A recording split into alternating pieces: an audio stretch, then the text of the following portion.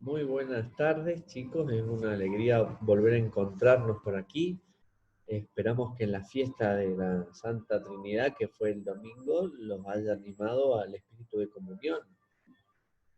Y en ese espíritu de comunión es que estamos compartiendo, junto con la profe de lengua, este proyecto en conjunto, con profe Cecilia, el proyecto en conjunto que tiene que ver con la poesía y cómo podemos trabajar la poesía desde la Sagrada Escritura también. Entonces, la idea de este video, que es muy cortito, lo vamos a poner después en el aula, es poder compartirles cómo la poesía también en la Biblia se puede encontrar, porque en la Biblia tiene un género particular para poder hablar de los sentimientos. Y esa manera de hablar de los sentimientos que tiene la Biblia aparece en un libro en especial, en el libro de los Salmos.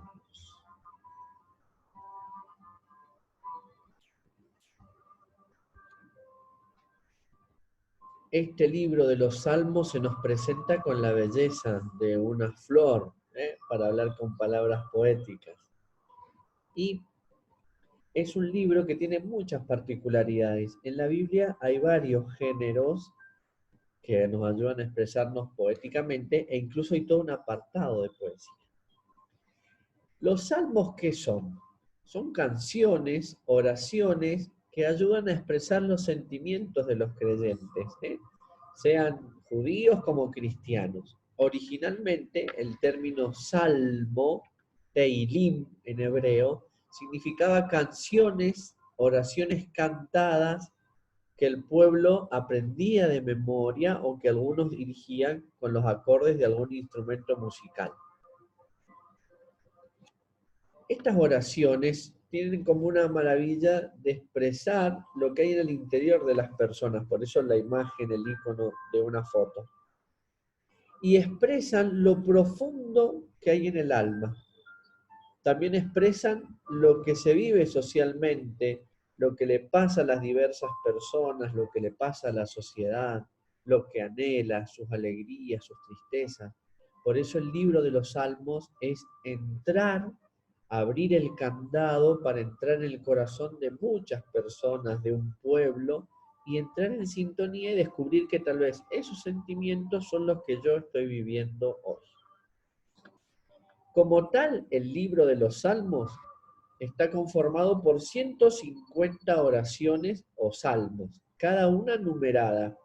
En un texto que adjuntaremos después, ustedes van a ver que empieza con una numeración y en algún momento tiene dos números, por ejemplo, el Salmo 50, 51. Eso tiene que ver con las traducciones que se hicieron del Salmo y cómo algunas oraciones, el que tradujo las cortó y le puso una numeración nueva. Sin embargo, el conjunto de los 150 salmos se puede subdividir en 5 grandes partes, como está dividida la Torá o la ley, lo más importante para un judío, que son los 5 primeros libros de la Biblia. Los salmos tienen muchos géneros literarios. Los más característicos son los himnos, en los cuales se alaba la grandeza de Dios, sus maravillas, su acción. A veces se alaba la actividad de un rey. Las súplicas, que tienen que ver con las intenciones, lo que hay en mi corazón, el pedido, puede ser de una persona, de un enfermo, del pueblo cuando pasa una situación difícil. El otro género es el de acción de gracias, salmos que dan gratitud por lo creado, por la alegría, por la vida. Salmos que tienen que ver con la confianza, en medio de las adversidades confiar en la promesa de Dios que no abandonó nunca ni abandona nunca a su pueblo. Y por último, el género de instrucción o enseñanza, donde los salmos son esa poesía que va enseñando sobre cómo vivir, cómo es Dios, cómo es la palabra de Dios. Hay varias claves teológicas que tenemos que tener en cuenta cuando leemos y rezamos los salmos. La primera es que los salmos hablan de Dios y hablan del hombre. Todo lo que vas a encontrar en los salmos tiene que ver con el corazón de Dios y lo que la persona cree, espera de Dios y lo que hay en el corazón del hombre. Por eso en los salmos vas a encontrar alabanza y hasta enojos hasta Dios. Y decirle, ¿dónde estás?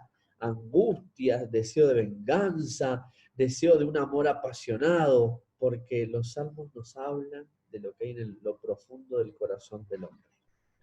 Por eso son oraciones, son poemas orantes, porque hablan a Dios con total libertad, de tú a tú.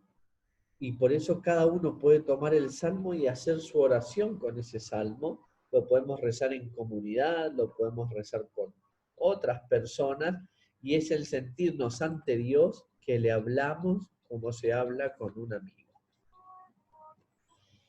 Jesús, como buen judío, también rezó con los salmos. Incluso en su vida y en algunos textos del Evangelio, los evangelistas han registrado frases que Jesús dijo de los salmos. Miren en la cruz cuando Jesús dice, Dios mío, ¿por qué me has abandonado? Esa frase es de un salmo. Es la oración del pueblo de Israel que María y José seguramente le enseñaron a Jesús y que Jesús rezaba. Recuerden, los salmos, chicos, tienen una poesía que es fácil de memorizar en el idioma original. Todos los judíos rezaban los salmos, y más en las fiestas, en la Pascua, en Pentecostés, cuando iban al templo. Es la oración que Jesús hace suya. Y con el tiempo la iglesia, los cristianos, los primeros cristianos, los cristianos de ahora, sin importar si son católicos, ortodoxos, hermanos evangélicos, los salmos siguen siendo un pilar de oración y la seguimos rezando en la misma sintonía, con una salvedad. Los salmos que nosotros rezamos, también Jesús los rezó. Y entonces son caminos para encontrarme con Jesús. Vieron que a veces decimos, ¿dónde puedo encontrar a Jesús? En los salmos. Y cuando vos sintonizás en un salmo lo que estás sintiendo, tendrías que preguntarte, ¿cuándo Jesús habrá rezado este salmo? ¿Habrá sentido lo mismo que siento yo? Y la respuesta es sí, porque los salmos, vuelvo a decir, hablan del corazón del ser humano. Por eso hay varias indicaciones de cómo rezar un salmo. Obviamente que si yo lo agarro la primera vez me va a resultar muy extraño, porque hay palabras que no entiendo, como en la poesía. Necesito volver a leerlo, marcar. Y yo aconsejo en eso buscar las traducciones de los salmos más cercanas a nosotros, las que están escritas en un castellano antiguo, con vosotros, sabéis. Son complicadas para poder rezar, salvo que yo las vuelva a pasar por mi corazón. En el documento que está adjunto en el aula virtual hay algunos pasos o indicaciones para rezar con los salmos. Esta es la flor de la poesía en la Sagrada Escritura, que es el libro de los Salmos. Por eso termina con un cohete, porque nos permite viajar al encuentro con Dios, incluso desde los sentimientos que nos han alejado de Él o nos enojan. También desde ahí yo puedo rezar. Les queda como actividad 5 pasitos o momentos. Primero, poder leer el documento que les adjunto y armen ustedes un texto donde puedan explicar estas preguntas. ¿Por qué los salmos son poemas?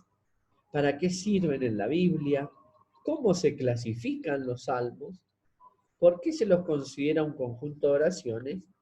¿Y para qué le pueden ayudar a un adolescente saber estas cosas de los salmos?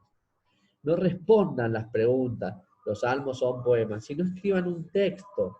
Los salmos son poemas que nos ayudan porque... Un texto como salga. Vamos a ver nuestra redacción cómo va. La segunda actividad es elaborar una lista de sentimientos o situaciones que están viviendo ahora, en lo personal, en tu familia, en lo social. Una vez que hiciste esa lista, te fijas en la lista que está debajo, salmos para leer cuándo. Y ahí hay una cantidad de salmos que yo elegí. Si yo ahora me siento triste, busco, me siento deprimido, me siento triste, y entonces busco ese salmo que está con su número y lo leo. Al leerlo, el punto 3, sigo los pasos para rezarlo, que está en el documento, en el apartado 5. en el tablón del aula virtual van a transcribir la frase del salmo que más les gustó, como ya han venido haciendo en las clases anteriores. Es una forma de compartir con mis compañeros mi oración.